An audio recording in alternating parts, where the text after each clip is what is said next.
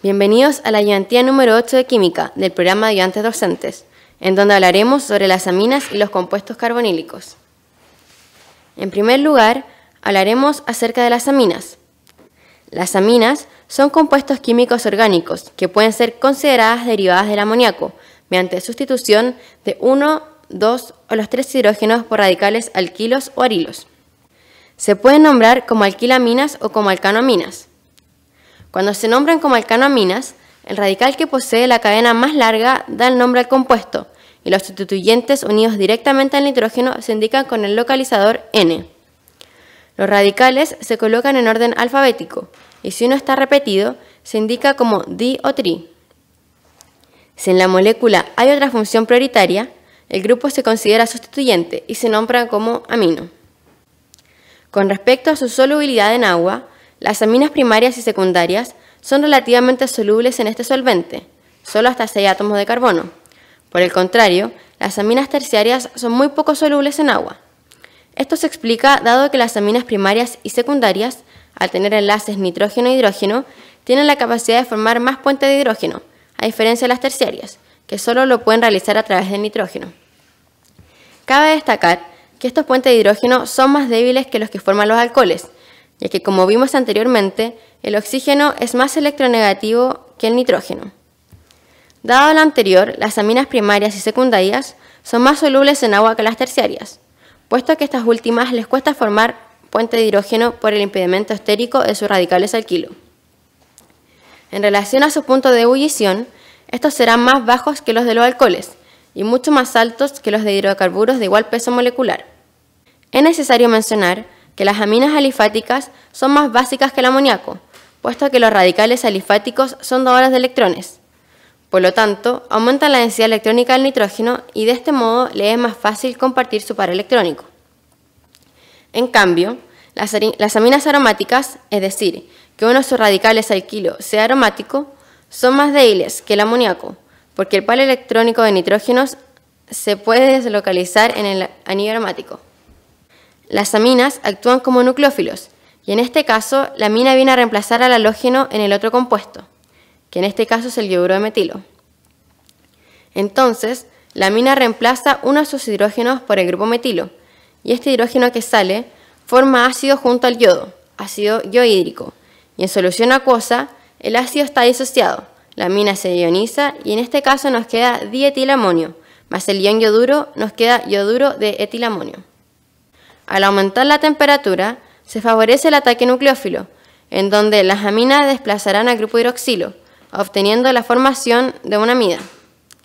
En este caso es una amida primaria, puesto que utilizamos amoníaco.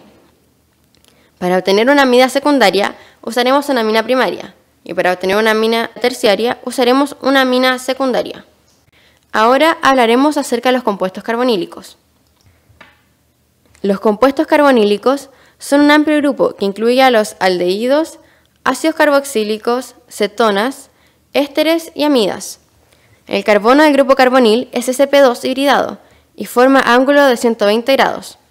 El doble enlace carbono-oxígeno consiste en 2 electrones en el enlace sigma y 2 electrones en el enlace pi.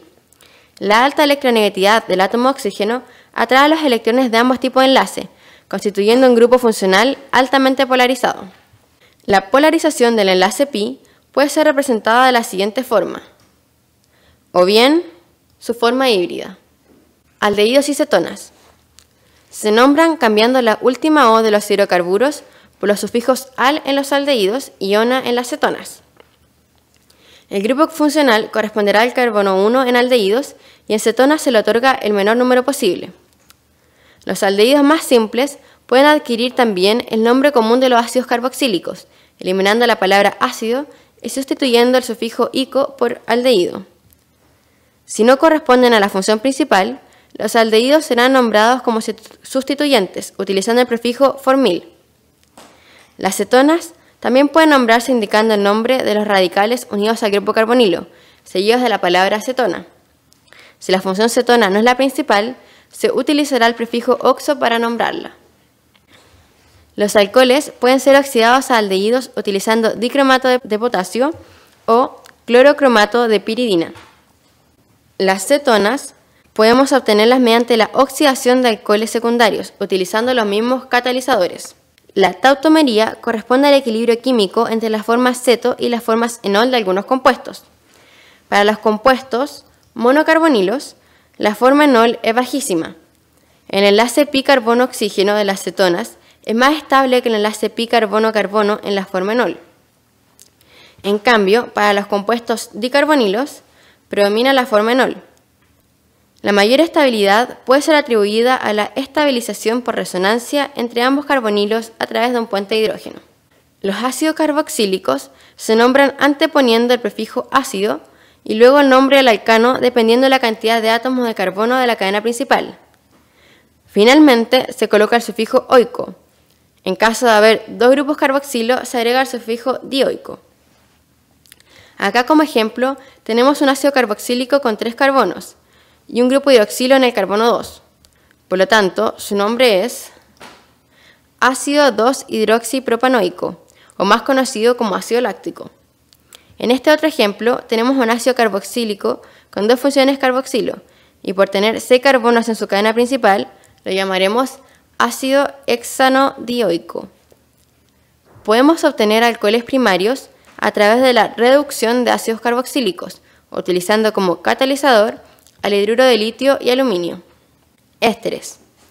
Se nombran cambiando la terminación ico del ácido por el sufijo ato, agregando después el radical originado del alcohol con la terminación ilo. En este caso, tenemos la cadena proveniente del ácido carboxílico, que contiene el grupo carbonilo de 2 carbonos, por lo tanto se nombra etanoato. Ahora nos fijamos en la cadena que proviene del alcohol, que tiene 2 carbonos, por lo tanto el compuesto total se nombra etanoato de etilo. Estos ésteres son reconocidos por sus aromas. Las amidas primarias se nombran reemplazando el sufijo oico o ico del ácido del que derivan por el sufijo amida. Por ejemplo, tenemos la propenamida, que deriva del ácido propenoico. Las amidas secundarias y terciarias se nombran como N-sustituidos o NN sustituidos de las amidas primarias respectivamente. Como ejemplo de secundaria, tenemos un grupo etilo unido al nitrógeno de la amida.